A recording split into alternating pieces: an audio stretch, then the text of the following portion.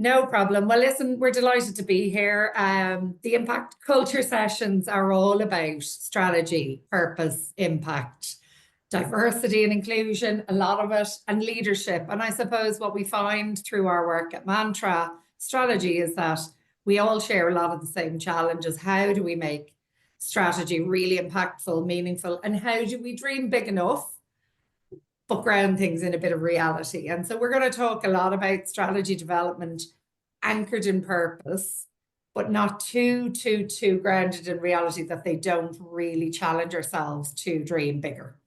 Our own work, we are an impact creation consultancy. What does that mean? We are really helping organizations, leaders, individuals, small businesses, charities, and social enterprises to make an impact through being really strategic and clear, through their people and workplace strategy. Culture, we know full well, is where it can all go awry. And so we work on how do we make sure people are fully on board, aligned with strategy, and engaged and doing the best work they can. And sometimes that includes a lot more detail around process and all of that. But sometimes it's as simple as, really embedding the vision, the culture, the values. We also do a lot of work with leaders and teams, specifically around kind of helping them thrive. And also we specifically, Julie, who's here today, does a lot of work on growth possibilities and helping organizations to, really make it happen. And through their funding strategy or their enablement, but more than that, their actual strategy for growth and how to do that in the best possible way. So that's kind of a little bit about us, and we love doing these. This is a tiny little intro to what we offer as part of our strategy development process. So this is our own, we've developed. It is no coincidence that it is called the Dream Framework, but it is a strengths-based framework. And strengths-based, for those who aren't kind of maybe living in strategy all the time, strengths-based or appreciative inquiry processes can be very grounded in the now and the as is, but we renamed ours from using the 5Ds, which is brilliant. We renamed it to Dream so that we allow a good balance of making it real, making it really still look at, are we doing things? Are we going for the right end goal? Are we dreaming big enough? And so we now have this whole process based around a phase that, yes, looks outside, gets inspiration, yes, reviews and reflects on the as is, but that really spends some time on what is that big goal before it gets into, okay, how are we going to do it? What might we not be able to do yet? So that's kind of just a whirlwind, a little kind of sense of our dream framework and a little bit about us. But now we're going to get into the meat of the topic. Right. So we thought we'd do things. You've gone out of presenting there, Julie, just so quite. We were going to turn it off for perfect.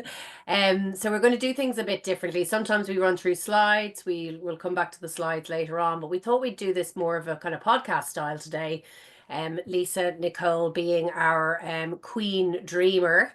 She has, even on her own LinkedIn profile, she has dreamer, helping leaders, purpose-driven companies, B Corp, social enterprises and charities dream big for better. So I thought I would interrogate Lisa Nicole and being my boss. That is a lot of fun. So if you can bear with me, hi Mariette, just so you pop in there.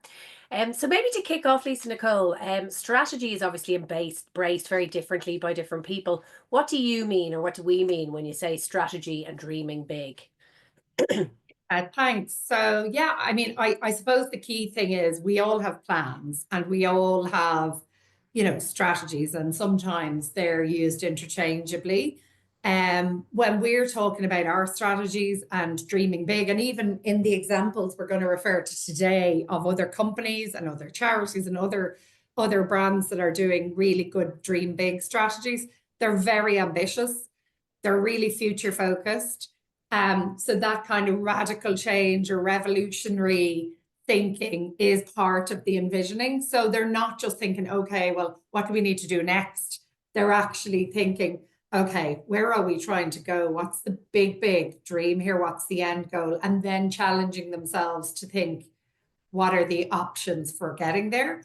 And I think that's a big difference because often we are, especially certain companies have to just have a strategy, right? They have to have it. It's kind of a company law kind of piece. So with a startup or somebody who's more, working kind of more to the beat of their own drum, they maybe have a freedom to dream big and that doesn't feel too cumbersome. But charities or social enterprises or companies that are established might just have to get a strategy in place, right? So dreaming big strategy is more about really challenging yourselves to think, are we focused on the right things? And are we even aiming high enough? And are we set up to do it in the right way? So that's kind of how we're differentiating between typical strategy and what would be more of a real envisioning and a willingness to put everything on the table. And that's not easy. Sometimes you're pulling people into a room to talk about strategy where they are affected by what that any strategic change might be. But dreaming big is part one. Then, you're not even looking at what you might need to stop or change until later. So, yeah. And what would some of the benefits of sort of the dream big strategy, versus a normal strategy development process be? Yeah, I think, as I said, sometimes we anchor things a bit too much in reality. And so the constraints or the assumptions that we can only organically shift mean that we mightn't really be dreaming, right? So we are thinking maybe more about organic change or a little bit of growth and evolution and what worked really well. Okay, well, what can we grow that to? So, yeah, I think what we're trying to say is the benefits are you can still anchor, dreaming big in a core purpose. So it can still be all about what you're all about. But that doesn't mean you can't radically evolve how you're going to do and deliver it. So I think that's the kind of key thing is some of the benefits are it stops you just building on the current, which can sometimes mean we keep doing everything and add some more on. Actually, most of the time that's what happens. So we now have a strategy that's last 3 years strategy plus. And the impact of that, as we're all seeing across everywhere right now, is a lot of very stretched people who don't really buy into the strategy because their first thing is like, well, how the hell am I going to do that on top of my day job? Like, do you know what I mean? So to start to really look at it with fresh eyes in a way that's, not too terrifying to say, well, okay, recognizing something might need to stop or something might need to come out or change or be done differently through a partner if I'm going to achieve these other big strategic goals or pillars. So that's kind of the benefit is it just gives you a fresh approach and an opportunity to think about what you're not going to do. Which is the hard bit to stop, isn't it? Yeah.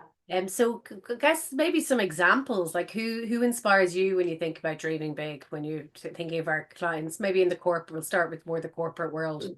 Yeah, and actually in that, I'm going to start maybe a little bit. I mean, I mentioned one or two of our clients, I will do that, but I'm going to start maybe with organizations that we often refer to just as the kind of ideal and idealistic. But one of the clients that we have, or we worked with them a couple of years ago on inclusive leadership, was EcoChem, which is the low carbon cement. And I loved their kind of dream because it's about doing things in a totally different way.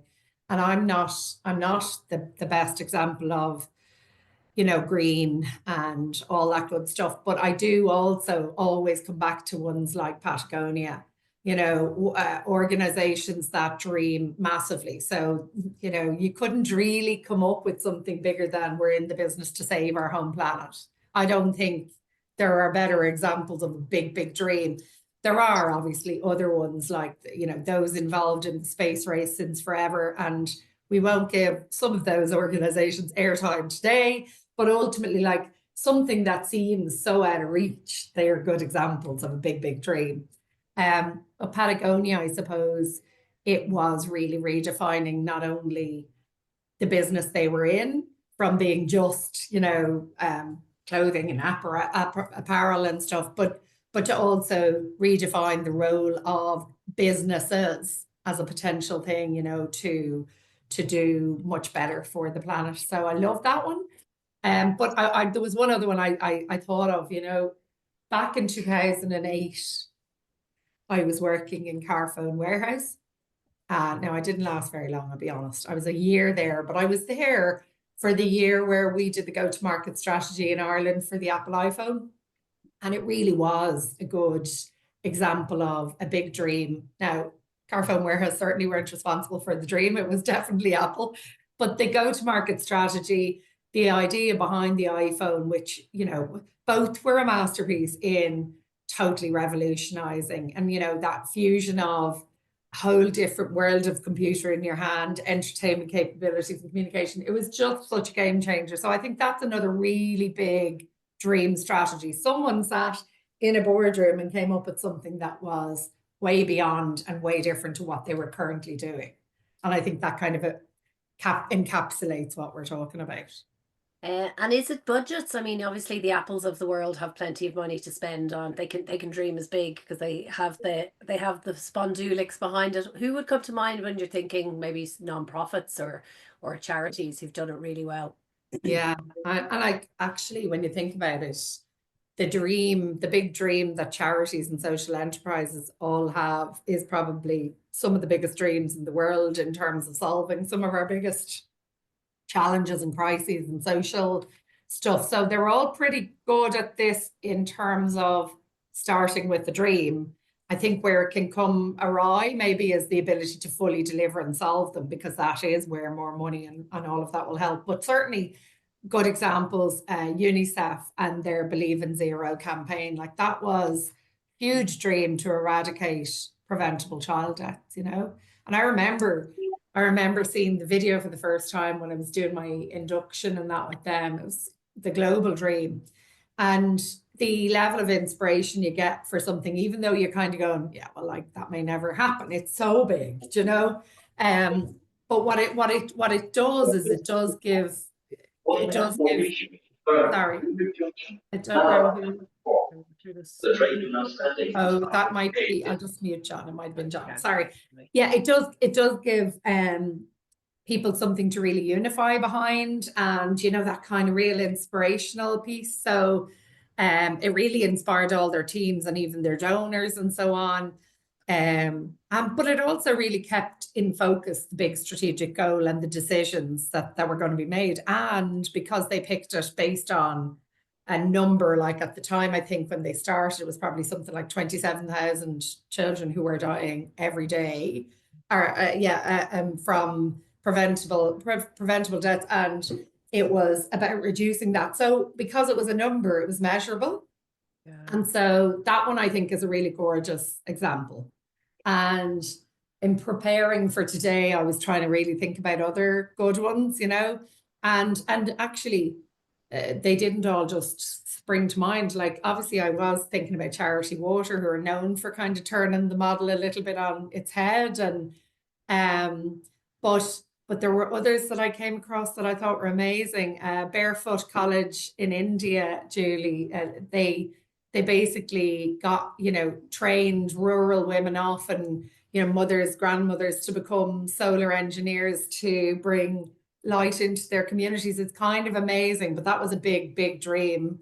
And, you know, so that's just two I'm picking, but you talk to me a little bit about ones that come to mind for you. And well, I had the great privilege many moons ago of meeting Professor Mohammed Yunus, who started the Grameen Bank. Now, I hate the language. It's called the Bank for the Poor, which, you know, is a bit of a no-go for me. But he was so inspirational. It was actually one of the first crowdfunding events where he got local people, business people, to pool their money, and he set up a bank where he would loan money to women only. So he was dreaming big of eradicating poverty in India, and saw that women were the way to do this. So I think it's some incredible statistic, like he has a 99.9% repayment rate.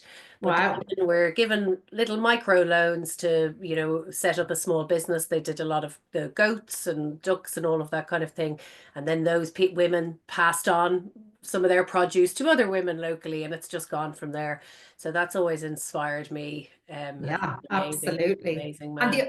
the other example that came to mind for me, and it's a local Irish level charity, but I was thinking about Focus Ireland back in 2012. They were 70% funded by the state, but they were raising about 5 million a year to then also fund, new initiatives. And they needed more funding for that. So they needed flexible funds. They needed to pilot social innovations and fund capital projects and stuff. And they just didn't have that funding there.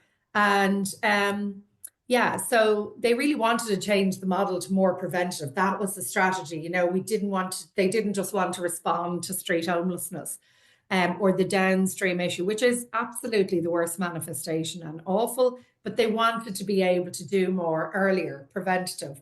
So they flipped things and they included the enablement or the funding strategy of doubling charity fundraised income to 10 million per annum. And everyone kind of thought they were mad. Sorry, now it's true, but that the then CEO Joyce was, that it might never be achievable. But in actual fact, that big dreaming inspired a total step change in how the team would run, in how the initiatives that would seek to include, and even in terms of recruitment and who you would attract to deliver it. So the bigger the ambition, the bigger the dream, the bigger the strategy, it brings a host of different folks to the table that are actually really inspired by that really want to be part of that journey. So it has multiple benefits, and to her credit, they're now huge in prevention and housing, and they raise far more than that 10 million target in fundraising income. But that would never have been possible without starting with the big dream, because money doesn't just take off and go to great new heights. It'll always be organic. You're funding the mission, but if the mission is kind of here, in terms of the strategic big goal is at this level, that's all you'll be aiming for and striving for. Whereas you start to think in a different way if you're going for a different, much further out, lofty dream. Absolutely. That's for those who are from nonprofits on the call, that's really where the Finney CEO Sleep Out in Australia came from as well. There was a really big dream that corporate Australia or the pointy top end of town would be contributing, 50, I can't remember the figure now, but 50% towards our homeless services. But we had no corporate support because St. Vincent de Paul was seen as very Catholic and very old fashioned, just didn't have that. So the Sleep Out was the response to that. And I think they've just hit 110 million they've raised now since the event started. So yeah, dream big. Dream big, Nicole, actually, before I jump into the next question, does anyone have any questions or has anything they'd like to ask Lisa Nicole? Not yet. It doesn't have to be related on what we've covered so far. It can be anything. What else you'd like us to chat about as well? I'm going to jump in because I'm tired of it. No, good. That's allowed. That's why we have. Again, I suppose I didn't know what. Well, I'm not saying I didn't know what I signed up to. I just can't remember. So probably so long ago. But That in happens terms every. of, it's interesting to listen, but to take from the dream big. I'm coming from, I suppose the frame where I'm coming from. So I just know context is everyone have their own agendas. Like, and I'm trying to launch a new business, with zero budget, zero resource. So I'm definitely on the dream big side. I'm not going to probably contain it and bring it back in and go, what's realistic and what's a nightmare. But like different people are going to have different agendas, and to bring those all in and harness and get something out of the call, it might be more to drive it from where we're coming from, what our needs are, what we think we want, where we're lost, what we're dreaming about currently, what our nightmares are, and in terms of, and to contain it and corral it. And then, just if you were said at the beginning, it's like more of a podcast. But in fact, at the moment, you're interviewing yourselves, and you're not learning anything about us. Not yet. I think that's where she stopped to ask a little bit of that. We always just, Garvin, for those who join us, we always start with with the mantra discussion on lots of things and then open the floor. So that's just the Right, so kind of so format. Is I missed what the it's a- agenda is, and I missed what the Yeah. process was. Yeah. So sorry, if you're very new to it, you may I'm not have brand been kind spanking of new, that's it. Yeah, one thing I would say on the Dream Big for a startup, because obviously Mantra was a startup a few years ago itself, and I still think that the point we're making is the ability to dream big without kind of pulling it back down to rationalizing and putting your own brakes on before you have pinned down the where are you trying to go end state is really important. So I always say I still go back to the 2-pager strategy. It wasn't quite strategy on a page then. We're better at that now. But the 2-page strategy on a page that we had at the time around the big dream where we were trying to go, we still pull that out. We still use that, and getting that really clear without all of the constraints or without all of the that might be 10 years away because of budget or it'll take a while to grow. I think that's still really, really important. So starting with that, not just the vision, but actually what the big end goal or end state is really important and can help you not stay in your own kind of space as a thinking small startup too long. So that's I suppose I'm coming from the opposite. I used to be an accountant, and therefore you used to have to get by me to get your budget to go off and dream big. Yeah. And I had to contain people and bring it You've back got to down wear the a different market's not hat that now. big. But now on the other side, I'm going, I dream it without the constraints, but as soon as I dream it, I've got to go task, resource, budget, what's realistically attainable. And then absolutely. stay on target, but baby dreams on the way to the goal, if you're saying. Yeah. And look, I mean, we do obviously know a number of folks who join here as well. So with Anna, even thinking about your children in Hospital Ireland, Anna, the strategy may already be there. There are so many components already contributing to where you're going, and the big things on the agenda. So the importance of dreaming big in a moment might still only be in looking at a particular part of it, or looking at the future of the volunteer strategy or whatever for yourself. So I recognize that some of what we're saying is different and applicable in different circumstances for folks who are at different stages, but some of the inspiration of what have others done, we include that in our framework for everyone. And we encourage, not just for you, Garvin, but we encourage businesses and charities and social enterprises of all sizes and scales to not just look at your own or where you're at, and to look outside and to hear from others. So that was kind of part of the thinking of the conversation, No, appreciate that. Yeah. I think it's no harm, Annis, checking in with where you're at, and Siobhan maybe asking as well, just at this stage, I suppose, where you're at in your own kind of strategy and why the dream big piece is interesting. Yeah. Anna, do you want to jump in? Actually, it was just interesting what Garvin was saying there, because I do remember about 3 years ago, we were doing our budget. Our budget is very lean and small. And about 3 years ago, with a new treasurer, we were doing our budget, and I was kind of going, okay, this is what we can afford. It's 300,000. This is how we're gonna work it, and this was our budget. And she sat down and she said, "But what do you need to run the organization?" And I was like, "Well, 420, 430, and that's still lean, but it's whatever." And she said, "That's your budget. You got to put down what you need to spend, not your top limit or what you spent last year." And it's funny, every year since, I mean, we're not making money, but we've broken even every year since. And It just frames it differently, setting the bar that bit higher and saying, actually, we can do it. And I think so. we lost some grant this year. We lost a grant a few years ago. It was an absolute crisis. We potentially have a lesser grant this year of something, and it's like, do you know what? We'll manage it. It's fine. No, And Anna, I think for a second, because I've not been dealing with other people have probably gone through what you've gone through, and actually my background, more to the point, is and actually the very same thing we're doing. You have your lean, you've got your minimum budget to do the job. You got your lean, whereby we got something and we're going to try and get something out of it. And like I would have been as an accountant, I would have been working with non-profits. But the weird thing about the wording of non-profit is it's not, you're not meant to have a profit. Actually, you're meant to be more profitable than ever in order to give more back because it's philanthropic. So you've actually got to be a better business in terms of creating profitability. Yeah, 100%. Than actually existing in terms of existing to deliver a minimum service. So I have a weird ask of what's the minimum I make my film for by creating this tourism business. And actually that dictate our pricing strategy. But then I'm going, the different audience is willing to pay twice and 3 times that. If I actually go, I don't need 500,000, I'm going to look for 1.5 million. I want and Garvin, just to come in on that, I mean, one of the things that Julie covers in one of our other sessions is about funding the vision, not the budget, not the project. And we do a lot of work around that. Ultimately, the Dream Big session is the same thinking. If you starting with the big dream instead of at a level of the as is, we're actually asking that really we're trying to lift up and get people excited about what you're trying to change and achieve. And not just the vision, it's about the big end goal dream and the way, and then you can get into the way that you make it different, etc. So Siobhan, I don't know if you're still there and free to jump on, but it would be great to also know where you're at on strategy while you're here live, or John, but Siobhan, you are there, right?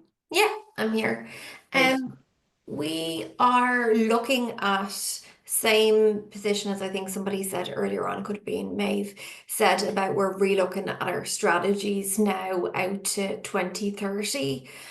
So you know what, I am a bit like was just mentioned there, Anna, don't have the massive big budget, but looking at what I've done, what's been successful, what's landed well in the organization and added value, and seeing where we can continue with some of those strategies.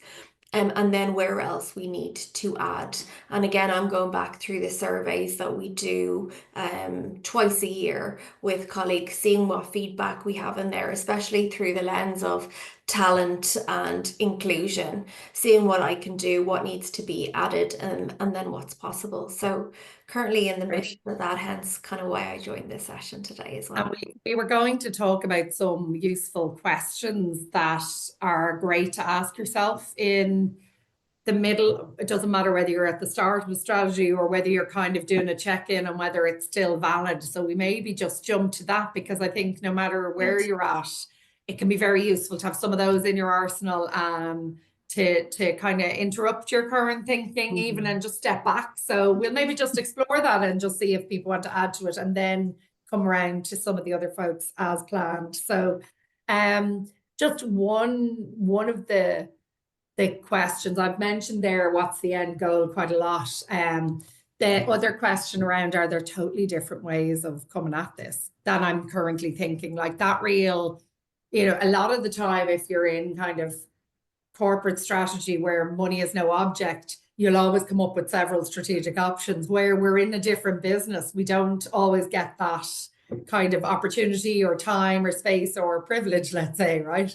But actually asking, like almost being a bit oppositional, almost being a little bit oppositional to your current way of doing it, and totally putting on what are the total alternative ways of coming at this, can be really helpful. And obviously we're in the impact space, so we always ask, so, is this the most impactful way? Not just is this the most effective way, but is this the most impactful? Am I, is there, so I think just qualifying it so that it's not just about, is there a leaner, different way of doing it, but actually, are we reaching, achieving in the time frame we want, or are we actually reaching the right, audiences, the numbers, etc. But asking that, and then really continually asking a little bit around, we use the 5 whys to think about what your purpose is and why it really matters and why it really matters. No, but why does it really matter? But the same can be done with your strategy. Are these core services or offerings or products getting us closer to the end goal are they really getting us far enough closer, or are they kind of, you know, potentially distracting some of our resources? So those sort of questions I think are really useful, you know, because sometimes just how it's always been done doesn't mean it's something we get quite wedded to areas of business or you know, a lot of the time we're thinking more about the well, we couldn't change that because we've all these people, and so just thinking in that regard. Marriott, how are you? We'll bring you in. How are you doing? Good, thank you. I think you would know the background of our strategy very much, and I think that was done a Well, while I back. do, but you could maybe just share with everyone else that, you know, who you are and what Yeah, you sure. look at I'm days Marriott wise. Ellis. I'm from the National Maternity Hospital Foundation, and it's quite a young foundation, only 12 years old, and and then we had early on done a very ambitious strategy, but different things happened. Obviously, COVID made a big change and everything had to be redone. So I think now we're more settling back to looking at the original strategy. And I think this year is a little bit a slightly different year, but it's definitely from next year that it's going back. And I think dreaming big, because I think in that original strategy was very much dreaming big of all the possibilities, what we can do, and they are all possible, but may take a little bit longer than initially planned. Yeah. Okay, so hopefully some of those questions, thinking and external influences will be useful for you as you're checking in with that. Maeve, I know you had to jump off and you've mentioned that you are kind of about to start a new strategy process. If you are there and you want to jump on, you're very welcome to share a bit more. Otherwise, we could invite John or Alison if they're there to also tell us a little bit about where they're at in their kind of dream space. We're all we've started the process, so we are kind of a couple of sessions in, mixture of board and staff, working on it, and it's 26 to 28. So I'm relatively new to Carmichael, so I'm the last couple of years I joined, so I wasn't involved in the last one. So it's interesting to kind of hear the dream big, and kind of mirroring what everyone else said. Budget is obviously a huge part of it. Sorry, I don't have my camera on. Budget's obviously a huge part of it. So I think the term dream big comes up a lot here, but then in turn it's restrained financially. So yeah, it's trying to balance that. Dreaming big without spending any money. Yeah, but you can still dream big first and then decide the phasing and the way to do it. And some of the big dream can be achieved through partnerships, especially for an organization like Carmichael. But it's still starting in the dream and the big purpose piece, you know? So that's kind of where I'd be still encouraging them to spend enough time in the envisioning and the big dream piece before they get into the putting manners on yourselves, you know, around, what can we do when? Because otherwise you can just be filling the time with stuff that, you know, has you as a core part of the sector, but maybe not really differentiated enough, or not really, you know, I suppose not really kind of ambitiously bringing people on that journey with you. So I think it could be really interesting to see us do some sessions around that as you consult. Great. If you think, Lisa Nicole, as well, it's just dawned on me here, like if the disruptors of our world, like the Ubers and the Airbnbs and all of that sort of went, well, we don't have the funding, you know, in that world, they go out and they find it because they're selling the vision. Exactly. And that's what we, you know, that one Lisa Cole talked about that we did. It's about aligning the vision with the funding strategy. But if you go out looking for funding for the clutch, you're never going to get funding for the sports car. So it's really selling that lifestyle rather than the bit of the vision. So yeah, it's interesting. There would be no Canvas and no Ubers and no Airbnbs, you know, if they weren't dreaming big and then going after the funding for that. Yeah, absolutely. Absolutely. I'm conscious Yes, thanks for that. Pop up back up. Oh, sorry, was someone speaking there? Sorry, pardon me. No, I just always said thank you for that. Thank you. Right, thanks. No problem. Yeah, you want to pop up your slides again, just to the few takeouts and stuff. Yeah. Good. If I can do it, let's see. Now hopefully that's working. It'll just take a minute. Come on, great. All right, and the next slide. So these are just, well, these are some of the companies when we were researching that. This will be in the slide deck if anyone wants to have a good view of what dreaming big really looks like when it's done well, both in non-profit world and in corporates. But here's, Lisa Nicole, I'll hand back to you, just a few little tools that we use.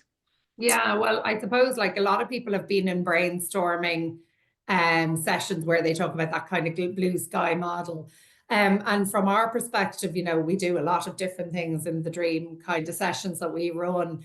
But really, I suppose to try and kind of brainstorm in a way, there are different levels that can be used. And this is just one of the models that can be used, but like around what is at the core, what are you already doing, what is safe, obvious, or predictable. That would be the more grounded kind of stuff. Then getting into real idea sharing around a bit more novel, a little bit alternative, fresh, progressive, lending from different industries and concepts that try to really interject and come at things completely differently. And then you do have a lot of organizations that foster a really safe space. Psychological safety and innovative spaces go hand in hand, and that's where absolutely nothing is off the radar or off the table. And so really where something might even sound a little bit absurd or totally left to center of what you're currently doing. I just know even in the past, I had a brilliant person working on my team, and she was always the one who would come out with the ideas that felt almost like, gosh, I'd never have thought of that. They were so out there for what we were doing. Like we were successful with a radiothon once, and where most people were saying, well, how do we win that again? She was like, we need to create our own radio station, be on the airways all the time. Like just being like, it felt like totally not something we were about to do, but equally it led us to a whole new media strategy. It wasn't exactly what we did, but it let us get there. So I think that sort of spaced out ideas, free thinking doesn't happen if people aren't comfortable, the culture isn't right, and if innovation isn't actually core to what you do. So you do have to create the space for that. Thanks, Julie, you can go on. Lovely, go to the next one. Yep. And then the final kind of tips from us really are around things like really making sure you're looking outside your own sector and organization, and not just even you, maybe talk to people from totally different spaces and sectors as well. Actually schedule dreaming time. I know I have one of those shush, I'm daydreaming things on my desk and everything at home. But if you don't put in strategy time to think about strategy, we're very busy. Everybody's busy. We're kind of into the mode of, I'll get to that eventually. And it, right before a pitch opportunity or right before a kind of, calm before the storm, you really need to have full-on strategy days, be that with the board or be that with a couple of advisors or be that even on your own where you're completely blue sky thinking. That whole piece around the budget, don't let the budget remotely dictate the future. The budget will always be, we're always going to start doing the awake at night thinking about, gosh, where would I possibly get that from? But that would stop you doing anything. So not limiting your thinking until you're at a stage of, okay, now what's step one? And the phasing comes after that. There's a really excellent paper. It might be from SSIR. We'll include it in our whispers, but it's around plotting the end game, and it looks at different ways of delivering replicability, scalability, and so on. It's focused on social enterprises, but it's actually excellent. And the other questions we really like to encourage people to think about is, if you had, now you can apply this where you're starting from ground zero to, if you had 100 grand tomorrow, what would you hire? What would you do? If you had 100 million more tomorrow, what would that look like? If you had 10 million more, what would the future strategy look like? Now, we often ground it in a bit more reality and say, if you had 1 million less or 100 grand less, or, literally you're, no income for 3 months, what does that look like? But it does force you to think again about new funding streams, potential partnerships, other ways of actually operating.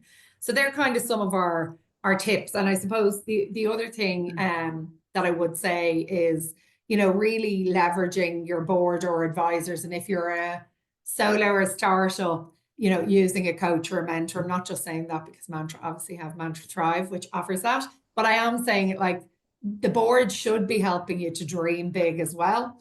And often they can get kind of a bit waylaid in governance and, you know, our obligations, instead of their job is also to make sure you're on the right strategic path. And that to do that, we believe you have to dream big first before you decide what that exact path is and what sort of paving to lay down to walk on. So yeah, that's kind of it from me. Julie, I'm conscious of your time there. So Well, we're just at time, but if anyone any final questions or comments at all, I can't actually see all the names with, is there any hands up? No, all good.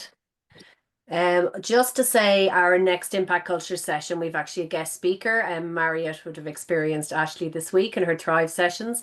Ashley Usiskin, always get it wrong, from the Gift of Help. And we're looking at harnessing the power of help to boost team performance. He's really inspiring personal story, and how he's turned help into, you know, really helping organizations help themselves and help each other. So that's on the 4th of June, but we'll be hearing more about that. So anything else, we'll send this link to everyone and the slide decks, and we'll dig out that SSIR plotting the end game as well and include that in the final email. Yeah. But thanks a million to those who came, and hopefully you got something out of it, no matter where you're coming from. Obviously, we do these once a month. There are free kind of webinar sessions, and we have a host of other things that we do. So hopefully we will get to see you again in the future. Thanks a lot. Thanks. Thanks, That's great. all. Have a great day. Thanks Thank all. you. Take care. See you, Anna. See you. Bye. Bye, Garvin. Take care. Thanks, Lisa, Nicole and Julie. Thanks. You're so welcome, Harriet. Thanks, John.